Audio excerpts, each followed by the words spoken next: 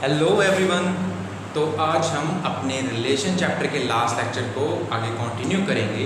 हमने last lecture में relation की डेफिनेशन के बारे में अच्छे से पढ़ा है, ठीक है। तो रिलेशन की डेफिनेशन मैं एक बार फिर से दोबारा इसको रिकैप्चुलेट करूँगा। क्या है रिलेशन की डेफिनेशन? ये रिलेशन ए सेट से सेट बी के साथ। तो रिलेशन होता क्या है? तो हमने किया था लास्ट लेक्चर में, रिलेशन क्या था? अ रिलेशन आर, रिलेशन को डिनोट किससे करते हैं? आर से। From non empty set A to non empty set B is a subset of the Cartesian product A cross B. क्या मतलब कि अगर आर एक रिलेशन होगा फ्रॉम ए टू बी, तो ये जो रिलेशन है वो किसका सबसेट होगा? ए क्रॉस बी का। तो ए क्रॉस बी जो हमारी कार्टेशियन प्रोडक्ट है, वो कार्टेशियन प्रोडक्ट के जितने एलिमेंट उसके हिसाब से हम उसके सबसेट निकाल लेंगे तो उतने ही हमारे रिलेशन। कहने का मतलब ये कि अगर ए क्रॉस बी के एलिमेंट है 4, तो ए क्रॉस बी के सबसेट कितने बने? 2⁴। तो क्या बन गया हमारे पास? 16। तो हमारे पास कितने रिलेशन बनेंगे? 16। इस डेफिनेशन का मतलब कि अगर आर रिलेशन है from set A to B, then वो आर क्या है? Is a subset of Cartesian product A cross B. तो वो किसका सबसेट है? ए क्रॉस बी का। तो ए क्रॉस बी के जितने सबसेट होंगे हमारे रिलेशन भी उतने ही होंगे, ठीक है। तो ये हमारा कंक्लूजन था लास्ट लेक्चर का कि हमने क्या किया था कि रिलेशन की डेफिनेशन और हम कितने रिलेशन बना सकते हैं किसी एक सेट ए से सेट बी पे कितने रिलेशन बना सकते हैं। तो हमारे पास मैंने अभी बता दिया कि अगर सेट ए क्रॉस बी, ए से बी का क्रॉस निकालिए, कार्टेशियन प्रोडक्ट निकालिए, और ए क्रॉस बी के जितने ही एलिमेंट होंगे 2 की पावर उतनी कर देना, और वो क्या हो जाएगा? जितना आ जाएगा वो उसके क्या होंगे? सबसेट। और ये जो 16 सबसेट आ गए हैं, तो जो 16 सबसेट है किसके? ए क्रॉस बी के। तो जो हमारा सबसेट है वो क्या है? रिलेशन। तो जितने सबसेट होंगे उतने ही हमारे क्या होंगे? रिलेशन होंगे। तो दैट्स इट कि हम कितने रिलेशन निकाल सकते हैं? जितने ए क्रॉस बी के होंगे सबसेट, उतने हम किसी सेट ए से सेट बी के रिलेशन निकाल सकते हैं। तो उसके बाद हमारा क्या था? The subset is derived bye describing a relationship between first element and the second element of ordered pair. तो हमारा जो रिलेशन बनता है उसमें क्या लिखते हैं हम? Ordered pair. हमें मालूम है कि अब कार्टेशियन प्रोडक्ट लिखते हो तो हम ऑर्डर्ड पेयर में लिखते हैं उसके एलिमेंट। कैसे? पहला एलिमेंट पहले सेट से, दूसरा एलिमेंट दूसरे सेट से, ऐसे ही रिलेशन की भी लिखते हैं। तो आज हमारा मोटिव मेन है ये डेफिनेशंस क्लियर करना। इमेज क्या है, प्री इमेज क्या है, डोमेन क्या है, रेंज क्या है, कोडोमेन क्या है। तो इसके लिए मैंने एक एग्जांपल यहाँ पे ही ली हुई है कि अगर ए और बी दो हमारे पास नॉन एम्प्टी सबसेट हों, तो उसका कार्टेशियन प्रोडक्ट तो पहले मैं निकाल लेता हूँ। कार्टेशियन प्रोडक्ट आ गया ए क्रॉस बी, क्योंकि इसकी पॉसिबिलिटीज क्या है कि ये 1 4 से रिलेटेड है, 1 5 से रिलेटेड है, 2 4 से रिलेटेड है, 3 5 से। मैंने आपको बताया था कि ऑर्डर्ड पेयर क्या डिस्क्राइब कर रहे होते हैं कि हमारे ऑर्डर्ड पेयर क्या डिस्क्राइब करते हैं? रिलेशन बिटवीन द एलिमेंट्स, कि पहले सेट के एलिमेंट का दूसरे सेट के एलिमेंट के साथ रिलेशन डिस्क्राइब करते हैं। बट वो रिलेशन है क्या कि 1 4 1 5 ये बड़ा भाई छोटा भाई किसका क्या है, एक दूसरे के क्या लगते हैं, क्या इनमें रिलेशन है, वो हमने डिस्क्राइब किया था as the definition of relation, ठीक है। तो उस रिलेशन के बेसिस पे अब हम क्या करेंगे? आज हमने एग्जांपल लेट की, तो अब हम ये डेफिनेशंस भी क्लियर करेंगे कि ये मुद्दा क्या है, इमेज क्या है, प्री इमेज क्या है, डोमेन क्या है, रेंज क्या है और कोडोमेन। तो उसके लिए मैंने सेट ए और सेट बी ले लिए, और उसके बाद देखिए कि ए क्रॉस बी जो उसकी कार्टेशियन प्रोडक्ट है, कार्टेशियन प्रोडक्ट के एलिमेंट आपको मालूम है कैसे कि पहला पहले सेट से दूसरा सेट 1 4 के साथ बनाएगा, 1 5 के साथ, ये बन गया। 2 4 के साथ, 2 5 के साथ, 3 4 के साथ, 3 5 के साथ, ये लिख दिया। तो अब हमने एक रिलेशन कंसिडर कर लिया फ्रॉम ए टू बी, मैंने R1 एक रिलेशन कंसिडर कर लिया। ये देखिए ये R1 है, एक रिलेशन है जो कहाँ से है, from A to set A to B. ये रिलेशन मैंने कंसिडर किया। उस रिलेशन में मैंने क्या किया कि एक्स वाई क्यों लिखा मैंने, ये क्या है हमारे ऑर्डर्ड पेयर में एलिमेंट आएंगे। तो एक्स वाई के अकॉर्डिंग सच दैट कि वाई क्या, जो दूसरा एलिमेंट है पहले एलिमेंट से 3 बड़ा हो, y equals to x plus 3। ये रिलेशन है। ये रिलेशन क्या है कि जो दूसरा एलिमेंट है पहले एलिमेंट से 3 बड़ा हो। तो ये हमारा हमने रिलेशन इसको डिफाइन कर लिया। तो जब ये रिलेशन डिफाइन कर लिया तो अब हम इसके एलिमेंट्स भी निकालेंगे। तो एलिमेंट्स निकालने के लिए हम कैसे डिस्क्राइब करेंगे, आपको मालूम है कि कैसे करना है, ठीक है। तो हमने इसको क्या लिखा है कि ये जो रिलेशन है हमने इसको सेट बिल्डर फॉर्म में लिखा है। This is the set builder form. तो ये हमारी क्या है, ये जिसको आगे ये लिखेंगे, इसके एलिमेंट्स लिखेंगे वो रोस्टर फॉर्म में लिख देंगे, ठीक है। सेट बिल्डर फॉर्म में हम एक रूल के अकॉर्डिंग डिफाइन कर देते हैं सेट को, ठीक है। तो R1 हमारा रिलेशन है। R1 रिलेशन क्या है कि जो सेकंड एलिमेंट है पहले से 3 बड़ा हो। तो अब ये क्या लिखा हुआ है कि x बिलोंग्स टू a तो y बिलोंग्स टू b। तो x किससे बिलोंग कर रहा है, a से, y किससे बिलोंग कर रहा है, b से। तो ये हमने सारा का सारा डिस्कस किया था लास्ट लेक्चर में। तो मैं फिर भी आपको रिपीट कर रहा हूँ कि आपको अच्छे से समझ आ रहे हैं, क्योंकि इन डेफिनेशन को क्लियर करने के लिए ये चीज़ें बहुत ज़रूरी हैं, ठीक है। प्लीज़ डोंट इग्नोर, ठीक है, कि हम लास्ट लेक्चर को अच्छे से देखा कीजिए और आगे कंटिन्यू किया कीजिए, ठीक है। क्योंकि हमारे हम जो चैप्टर्स कर रहे हैं, जैसे कि ये सेट्स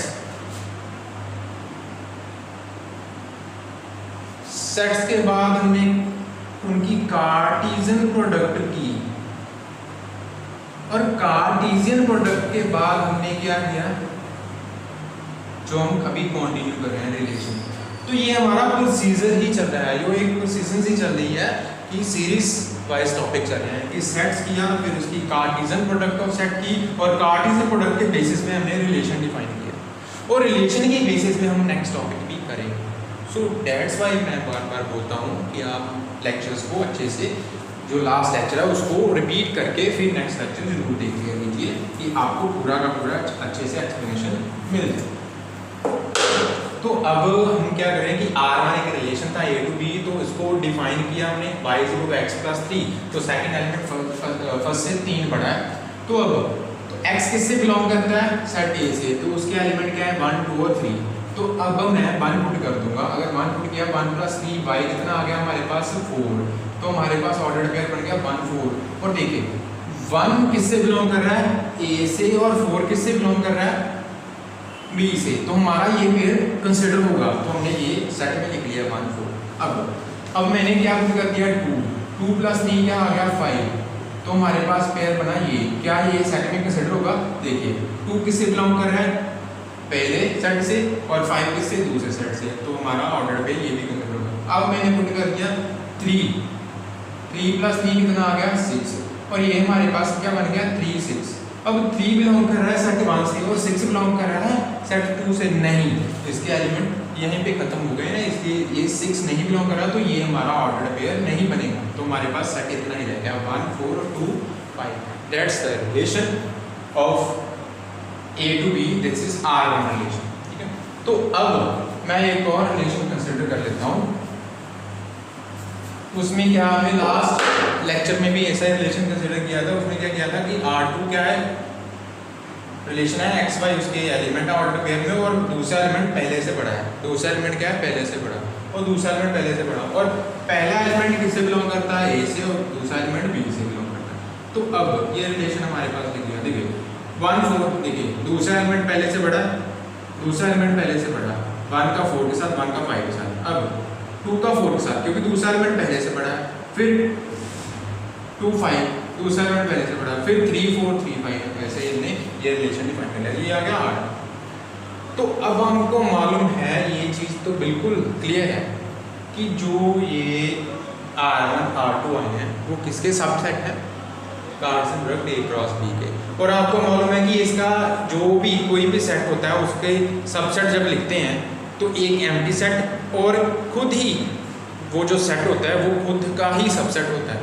तो इसका मतलब कि ए क्रॉस बी का एक सबसेट तो है फाइव और दूसरा क्या है ये ए क्रॉस बी खुद ही, ठीक है। दो इसके ये सबसेट हैं और बाकी के बाकी और सबसेट बनेंगे। तो इसके एलिमेंट कितने हैं, 1 2 3 4 5 6 एलिमेंट हैं। तो इसके कितने सबसेट बनेंगे, कितने सबसेट बनेंगे 2⁶। तो कितने आ गए 32 × 2 64। ये कितने सबसेट बनेंगे 64। तो इसका मतलब कि हम ए से बी के कितने रिलेशन निकाल सकते हैं 64। तो हमने लिखे सिर्फ 2 ही हैं बट ये दोनों के दोनों इसके सबसेट हैं। तो अब हम टॉपिक पे आते हैं। ये तो हमने थोड़ा सा एक्सप्लेनेशन कर लिया लास्ट लेक्चर का, ज़्यादा लंबा हो गया शायद, ठीक है। तो अब हम ये जो कर देते हैं ये आगे नेक्स्ट। अब मैं R1 रिलेशन की बात करूँ, ये जो सेकंड एलिमेंट होगा ऑर्डर्ड पेयर का, सेकंड एलिमेंट कोई भी ऑर्डर्ड पेयर हो उसका जो सेकंड एलिमेंट होता है उसको क्या बोलते हैं इमेज ऑफ फर्स्ट एलिमेंट। मतलब कि अगर सेट ए है हमारे पास, ये सेट ए और ये सेट बी, तो जो सेकंड एलिमेंट है किस सेट से बिलोंग करता है सेट बी से, ठीक है। बट हम रिलेशन में बात कर रहे हैं तो रिलेशन में क्या करना है, जो सेकंड एलिमेंट होता है ना, जैसे मैं ये लिख दिया 1 4, तो ये क्या है इमेज ऑफ 1। किसकी इमेज, फर्स्ट एलिमेंट। तो इसका फर्स्ट सेकंड जो एलिमेंट है किसकी इमेज है 1 की इमेज है। जैसे मिरर में हम सामने खड़े हो जाते हैं हमारी इमेज बन जाती है ना, तो वैसे ही यहाँ पे मैथमेटिकली इसको डिफाइन किया हुआ है कि इमेज क्या है कि जो ऑर्डर्ड पेयर लिखा होगा उसमें जो ये सेकंड एलिमेंट है वो फर्स्ट एलिमेंट की क्या होगा इमेज होगा।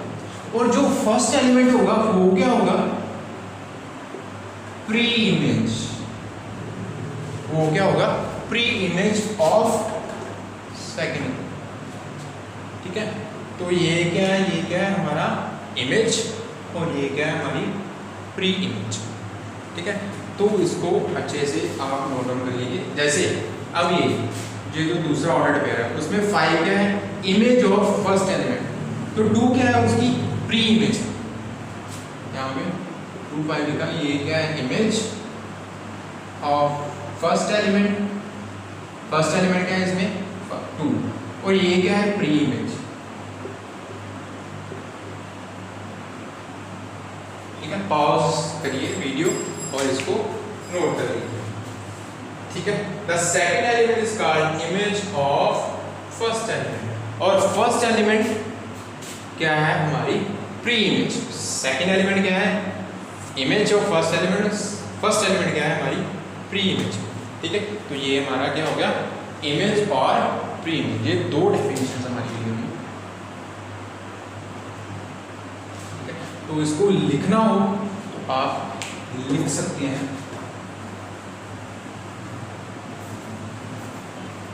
मैं ये रब कर देता हूं, second element in ordered pair is called image of first element and first element is called, ये EIT एलिमेंट को लिखा है मैंने शॉर्ट फॉर्म में प्री इमेज, ठीक है। अब यहाँ पे R2 रिलेशन में आ जाए, ये R1 में था, अगर R2 में आ जाए तो 4 क्या है इमेज, 1 क्या है प्री इमेज, 5 क्या है इमेज, 1 क्या है प्री इमेज, 2 क्या है 4 क्या है इमेज, 2 क्या है प्री इमेज, 5 क्या है इमेज, 2 क्या है प्री इमेज। तो आप इसको अच्छे से देख लीजिए, ये हो गया इमेज और हो गया प्री इमेज। अब हम नेक्स्ट बात करते हैं डोमेन की। डोमेन क्या है ये वाला डोमेन, ठीक है। तो अब मैं ये रब कर रहा हूँ, ठीक है। डोमेन हमारे पास क्या है डोमेन, तो डोमेन, ठीक है। Domain is set of first elements in the ordered pair. The set of all first elements of the ordered pairs in a relation is called domain of the relation. The set of all first elements in ordered pairs of a relation from A to B, A और B दो हमारे set हैं, from A to B is called domain of relation, is called domain of relation। अब देखिए definition clear करने के लिए मैं R1 रिलेशन पे आता हूँ। कहता क्या है, the set of all first elements in ordered pairs of R relation from A to B। तो ये हमने सेट A to B लेंगे, तो ये हमने क्या लिया रिलेशन। तो रिलेशन की R1 रिलेशन की डोमेन, R1 रिलेशन की डोमेन फाइंड आउट करनी हो तो क्या है, the set of all first elements in ordered pair. तो ये जो ऑर्डर्ड पेयर्स लिखे हुए हैं उनमें सारे के हर एक ऑर्डर पेयर का फर्स्ट एलिमेंट, इसमें फर्स्ट एलिमेंट कौन सा है 1 2, तो ये हमारी बात आ गया 1 2, ये हमारी क्या आ गई domain of R. The set of all first elements in ordered pairs of a relation from A to B is called domain of relation. R1 की डोमेन फाइंड आउट करनी है तो क्या करेंगे, इसमें जितने ऑर्डर्ड पेयर्स हैं उसमें क्या देखेंगे हमारे फर्स्ट एलिमेंट कौन कौन से हैं, ऑर्डर्ड पेयर के फर्स्ट एलिमेंट, और उनका एक सेट बना देंगे, ठीक है। रिपीट नहीं करना एलिमेंट, उनका एक क्या बना देंगे सेट 1 2। फर्स्ट एलिमेंट यहाँ पे 1 है, ये 2 है, तो ये हमारा क्या क्या डोमेन ऑफ आर। अगर डोमेन R2 भी लिखो तो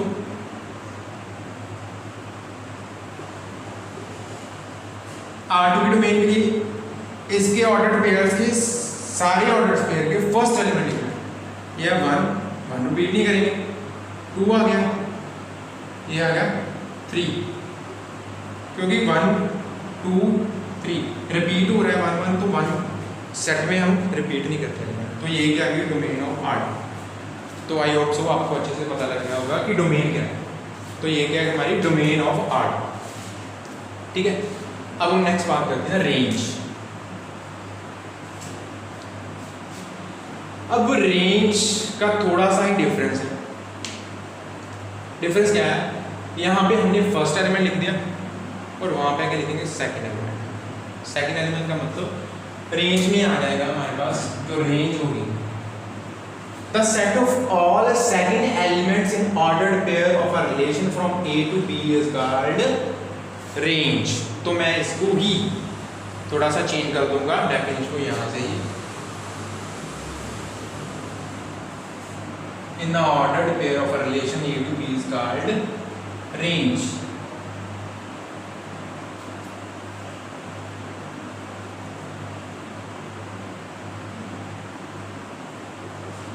ठीक है, तो रेंज लिखना, किसी रिलेशन की रेंज क्या है, तो क्या है the set of all second elements in a relation from a set A to B is called range of the relation.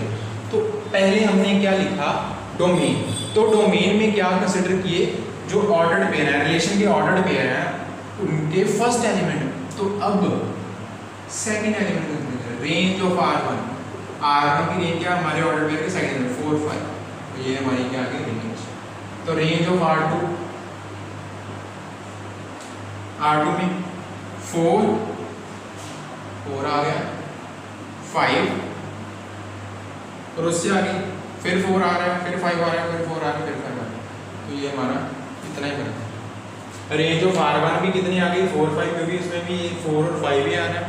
और रेंज ऑफ R2 कितनी आ गई 4 5, 4 दोबारा रिपीट हुआ, 5 भी दोबारा रिपीट हुआ, 4 दोबारा रिपीट हुआ, 5 भी दोबारा रिपीट हुआ, तो तो ये हमारी आगे रेंज ऑफ आर। तो आपको मालूम है कि सेट में आप रिपीट नहीं करते एलिमेंट, ये आगे हमारी रेंज।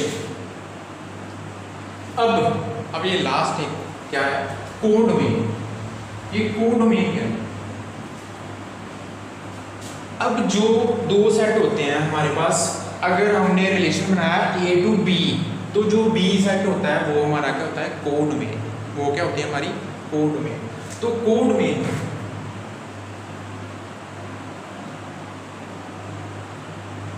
कोड में क्या है कि अगर हमारे दो सेट हैं, हमने रिलेशन डिफाइन किया फ्रॉम A to B, तो B हमारा क्या हो गया, कोड में। B is called कोड में ऑफ रिलेशन। तो हमने दोनों रिलेशन किससे बनाए, A to B से। तो R1 की भी कोड में कौन सी है, सेट B।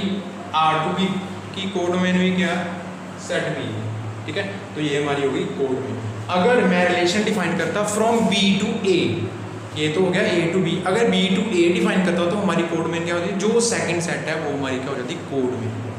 ठीक है, तो आप इसका जरूर ध्यान रखना कि हमारी कोड में क्या है।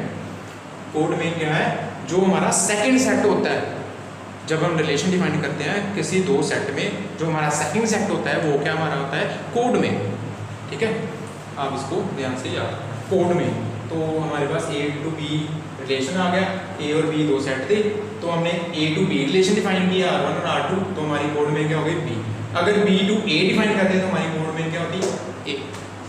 ठीक है, तो ये नोट कर लेना, पॉज कर लीजिए वीडियो, तो आप अच्छे से एक बार दोबारा देख लीजिए। ये रेंज लिखा हुआ है और कोड में लिखा हुआ है। ठीक है, तो अब डोमेन की बात कर ली, कोड डोमेन की बात कर ली, रेंज की बात कर ली। अब ये B सेट, ये हमारा B सेट क्या है, कोड में। अब थोड़ा सा ध्यान से देखिए, अगर रेंज की बात करो, रेंज ऑफ R1 क्या है, 4 5, रेंज ऑफ R2 क्या है, 4 5। तो रेंज क्या है, कोड डोमेन का सबसेट। हम लिख सकते हैं range a subset of codomain. Why, क्यों, क्योंकि हमारा दूसरा सेट क्या है, B 4 5, वो हमारी क्या है, कोड में। तो जो रेंज आई है 4 5 4 5, ये किससे बिलोंग कर रही है, सेट B से। रेंज हमारा क्या है, 4 5 और 4 5। तो आप इससे देखिए कि ऑलवेज क्या होगा, किसी भी अगर क्वेश्चन सॉल्व करना हो तो रेंज हमारी क्या होगी, सबसेट क्या होगी, कोड में। क्यों, क्योंकि जो एलिमेंट कोड में के हैं वही एलिमेंट किसके हैं, रेंज के हैं। तो कोड में तो एक पहले ही हमारे पास थी कि कोड में क्या होती है कि अगर A to B हमारे पास रिलेशन डिफाइन करना हो तो जो सेकंड सेट होता है वो क्या होता है, कोड में।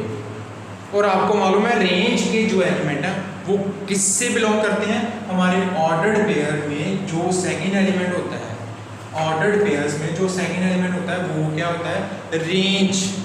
ठीक है, तो और रेंज के जो सेकंड एलिमेंट है, और आपको मालूम है सेकंड एलिमेंट किससे आते हैं, सेकंड सेट से। और सेकंड सेट हमारी क्या है, कोड में।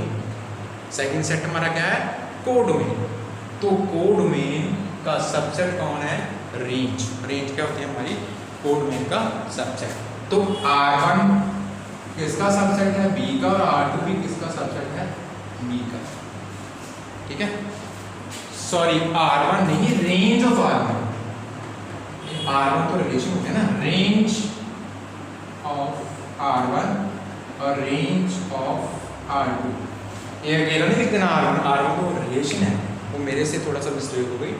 ठीक है, तो ये हो गए हमारा image, preimage, domain, range and code में।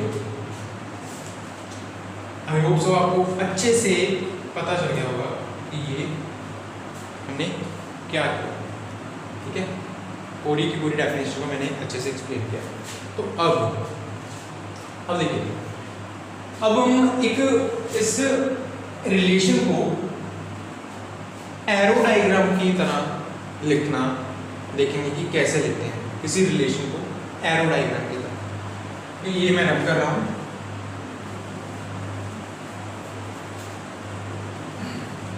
बहुत ही सिंपल है एरो डायग्राम, ठीक है।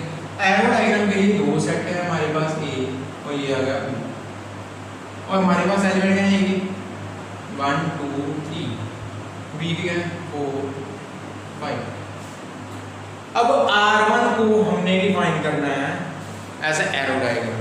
एरो डायग्राम रिप्रेजेंट करना है कि R1 कैसे रिप्रेजेंट करेंगे एरो डायग्राम की तरह से, ठीक है। जो हमारा R1 है,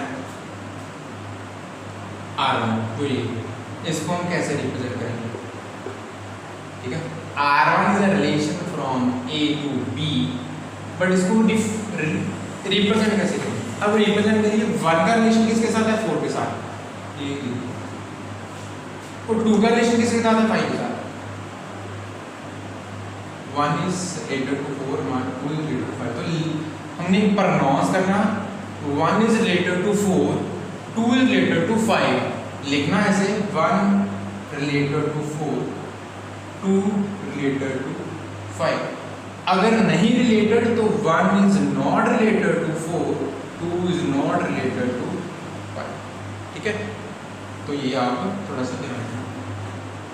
और अब अगर एरो डायग्राम गिवन हो तो हम R1 रिलेशन लिख सकते हैं। अगर मैं देखो कि ये देखिए, अगर मैं ये यहाँ पे ये देखिए, अब ऐसे एरो डायग्राम गिवन हो, अगर आपको क्वेश्चन आ जाएगी एरो डायग्राम गिवन है, आप इसका रिलेशन लिखो, ठीक है। तो रिलेशन किस में लिखना? रोस्टर फॉर्म में लिखिए। तो रोस्टर फॉर्म में हमारा रिलेशन क्या आ जाएगा?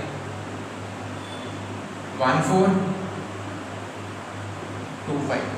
तो अगर इसको सेट बिल्डर फॉर्म में लिखना हो तो आपको मालूम है 1 + 3 4, 2 + 3 5 हो रहा है, 1 + 3 4, 2 + 3 क्या होगा? 5। तो R1 को अगेन हम जो हमारी सेट बिल्डर फॉर्म है तो कैसे लिखेंगे?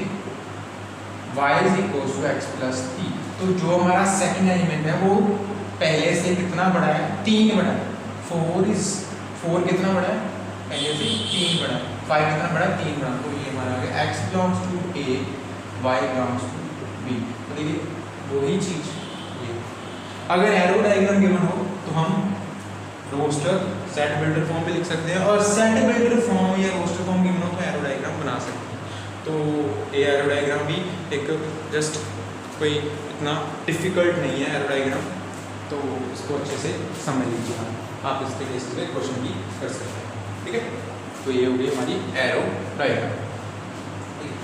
तो अब हम क्वेश्चन की तरफ चलते हैं। तो एक दो क्वेश्चंस हम देखेंगे। मैं ये सब रब कर रहा हूँ।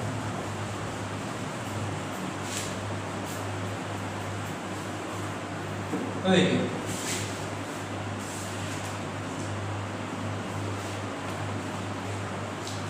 अब ए गिवन है हमारे पास 1 2, बी गिवन है 3 4। Find number of relations from A to B.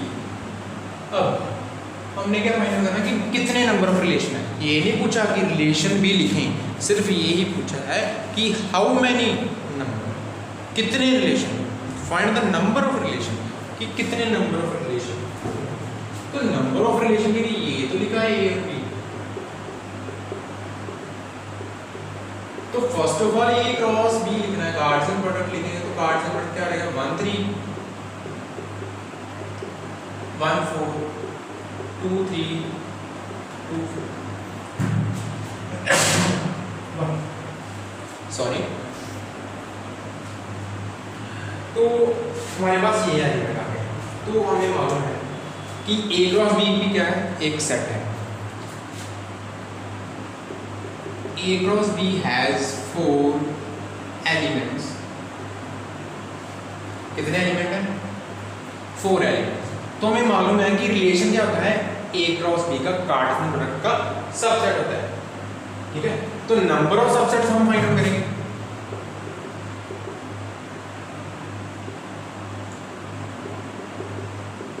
पूरे से पावर 4 कितना आ गया? 16। Therefore there are 16 relation from A to, ये हमारा क्वेश्चन था। ठीक है, तो ऐसे कोई भी क्वेश्चन हो आप सॉल्व कर सकते हैं।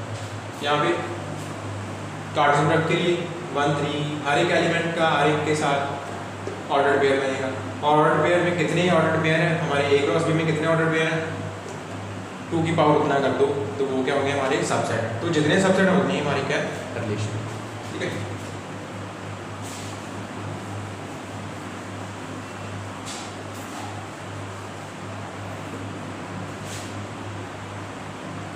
अब नेक्स्ट क्वेश्चन भी करते हैं। तो देखिए लिखा है ए सेट गिवन है 1 2 3 4 एंड बी सेट है हमारे पास x y z।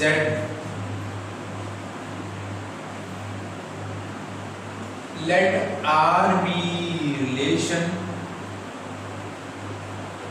from A to B। R given है हमारे पास 1x 1z 3x 4y। Find domain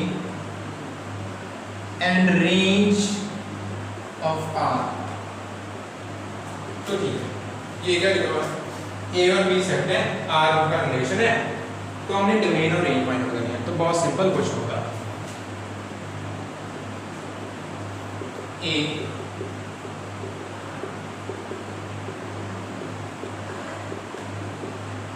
तो R क्या है, इनका रिलेशन है R इक्वल्स टू गिवन है 1x 1z 3x 4y। तो अगर डोमेन लिखनी हो तो डोमेन की डेफिनेशन याद कीजिए क्या है। डोमेन में क्या लिखा हुआ है कि set of all first elements in all ordered pairs of a relation. जो रिलेशन गिवन होगा उसके सारे ऑर्डर्ड पेयर्स में हमने फर्स्ट एलिमेंट कलेक्ट कर लेना। तो फर्स्ट एलिमेंट इसमें क्या है 1 1 3 4 1 रिपीट नहीं करेंगे 3 4। तो रेंज इसमें second element the set of all second elements in the ordered pairs x z y। इसको लिख सकते हो, नो प्रॉब्लम विद दैट, क्योंकि ये इक्वल ही है सेट। बस क्या है सेम एलिमेंट है और जितने हैं उतने हैं। इसमें भी 3 है, इसमें भी 3 है, इसमें भी x y z, इसमें भी x y। तो ये हमारी डोमेन आ गई, ये क्या आ गया रेंज आ गया। तो ये हमारा हो गया डोमेन एंड रेंज। अब next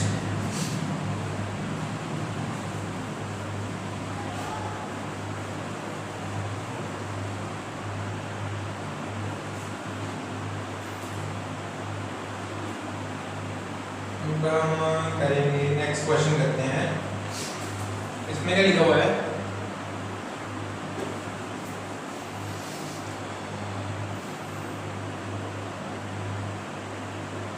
let A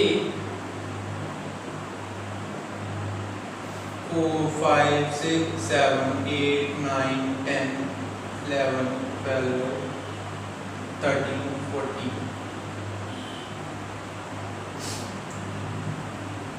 define R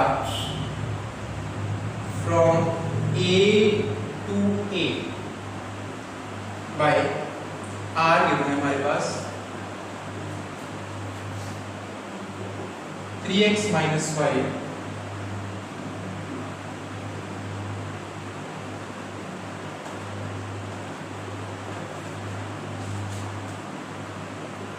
write down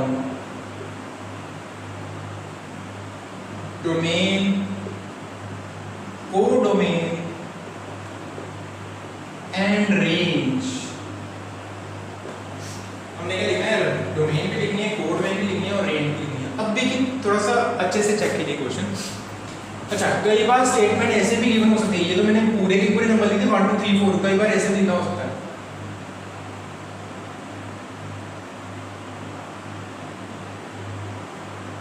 ठीक है, कोई बात 1 2 3 4 5 6 डॉट डॉट डॉट का मतलब है कि कंटिन्यू है, कहाँ तक है 14 तक, ठीक है, जो नंबर्स हैं हमारे कहाँ तक है 14 तक, तो आप इसका ध्यान रखना 1 2 3 4 up to 14।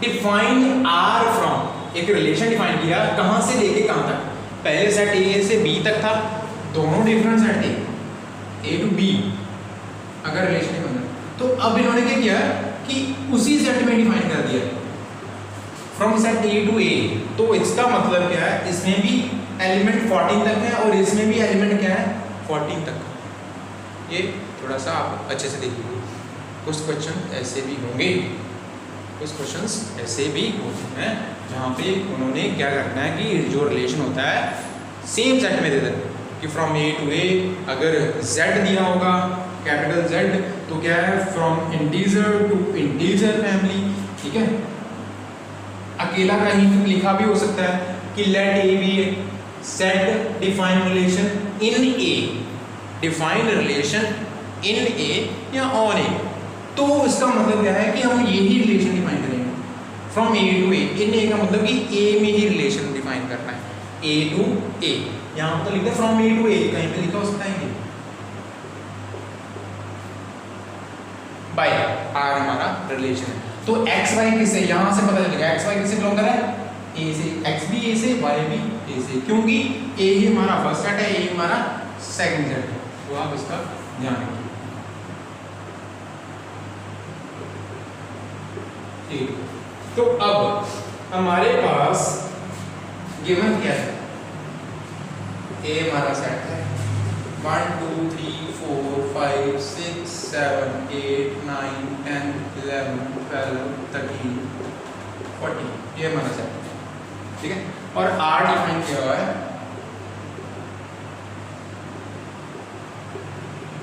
3x - y = 0, x y किससे बिलोंग कर रहे हैं a से, ठीक है, तो मैं इसको ऐसे भी लिख सकता हूँ, कोई बात नहीं, यहाँ पे क्या है y से कुछ y इधर चला जाएगा, y कुछ क्या हो गया 3x, तो इसमें कोई प्रॉब्लम नहीं है, 3x - y = 0, तो y क्या हो गया 3x, जो सेकंड एलिमेंट है, जो सेकंड एलिमेंट हमारा आएगा वो फर्स्ट एलिमेंट का 3 गुना होगा, वो फर्स्ट एलिमेंट का 3 गुना होगा, दैट मींस हम फर्स्ट एलिमेंट फर्स्ट सेट से ही कंसीडर करेंगे x फ्रॉम द सेट 1, ठीक है, तो ये आ गया y = 3x, तो अब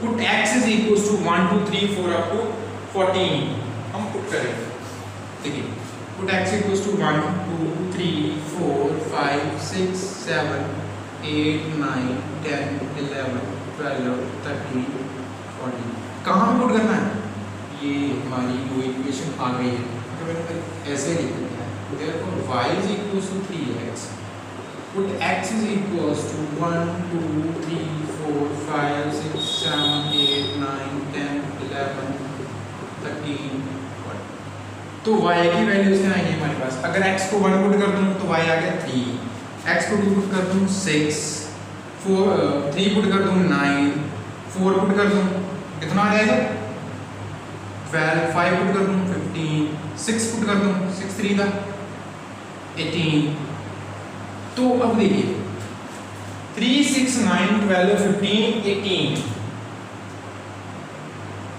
ठीक है, तो हमारे पास ये आ गया y एलिमेंट पुट करता रहूं, अगर करता रहूं तो चलता रहेगा 18 18 5 6 पुट किया 21 आ जाएगा, ठीक है, 7 पुट किया, ये जो 6 पुट 7 पुट किया 21 आ गया, 8 पुट किया 24 आ गया, ऐसे काउंटिंग चलेगा। बट अब मैं देखो हमने क्या किया कि R is a relation from set A to A, तो जब रिलेशन होगा उसके जो एलिमेंट्स होंगे ऑर्डर्ड पेयर के फॉर्म में होंगे, ठीक है, तो ऑर्डर्ड पेयर में क्या होगा कि जो पहला एलिमेंट है वो भी सेट ए से बिलोंग कर रहा है, दूसरा एलिमेंट भी सेट ए से बिलोंग कर रहा है, तो सेट ए के एलिमेंट कहाँ तक हैं 14 तक, तो हम 14 से आगे जा ही नहीं सकते, ठीक है, तो 14 के आगे ये देखिए यहाँ पर 15 आ गया, तो हम इससे आगे जा नहीं सकते, तो अब हम सेट ए एलिमेंट लिखना चाहें तो कैसे लिखें? ठीक है, तो कहना कि for x equals to 5 we get 15 which do not belongs to set now for x equals to 5 6 up to 1 5 6 7 8 से आगे वाले नंबर के लिए we get y equals to क्या कहते हैं 15 18 21 so on which do not belongs to A, जो A set से बिलोंग करते नहीं है और ये Y एलिमेंट है। क्यों? क्योंकि Y भी किससे बिलोंग कर रहा है? सेट A से ही, A टू A है, सेट A से ही बिलोंग कर रहा है। तो Y के एलिमेंट 15 तो बिलोंग ही नहीं करता, तो हम ये एलिमेंट नहीं कंसिडर करेंगे। तो हमारा जो रिलेशन है वो हम यहाँ बन गया देयरफॉर R जो हमारा रिलेशन है वो बन गया 1 के लिए क्या आ गया 3, 2 के लिए क्या आ गया 6, 3 के लिए 9, 4 के लिए 12, 5 के लिए 15 आ रहा है, तो वो कंसिडर नहीं करेंगे क्योंकि 5 15 ये जो हमारा ऑर्डर पेयर होगा क्या ये कंसिडर होगा? नहीं। क्यों? 5 तो बिलोंग कर रहा है सेट A से पर 50 नहीं बिलोंग कर रहा है। ठीक है, A टू A है तो 50 नहीं बिलोंग कर रहा, तो ये नहीं, इससे आगे हम नहीं कंसिडर करेंगे। तो हमारा सेट यही है, तो ये आ गया हमारा सेट R। तो अब सिंपल है, डोमेन कोडोमेन और रेंज लिख लिया। डोमेन क्या है? Set of first elements 1 2 3 4। Range set of second element 3 6 9 12। तो कोडोमेन क्या है हमारी? कोडोमेन क्या है? जब हम किसी एक सेट से दूसरे सेट के लिए रिलेशन डिफाइन करते हैं from set A to B, तो B क्या होता है हमारा? कोडोमेन। सेकंड सेट होता है हमारा क्या होता है? कोडोमेन। तो फ्रॉम A टू A तो हमारा सेकंड सेट क्या है? A, तो A क्या हो गया? सेट A ही हमारी क्या आ गई? कोडोमेन। ठीक है, ये क्या आ गया हमारा? Codomain of R। ये था हमारा ये क्वेश्चन। ठीक है, आई होप सो आपको क्वेश्चंस अच्छे से समझ आते होंगे। आप इसको अच्छे से राइट डाउन कीजिए, जहाँ पर आपको डिफ़िकल्टी लगती है आप एक बार समझ आए, आप दोबारा रिपीट करके देखिए। ठीक है, इस अपने लेक्चर को दोबारा रिपीट करिए, इस वीडियो लेक्चर को दोबारा रिपीट करिए, आपको समझ आ जाएगा। अब इस वीडियो को लाइक शेयर और कमेंट जरूर करना। Thank you.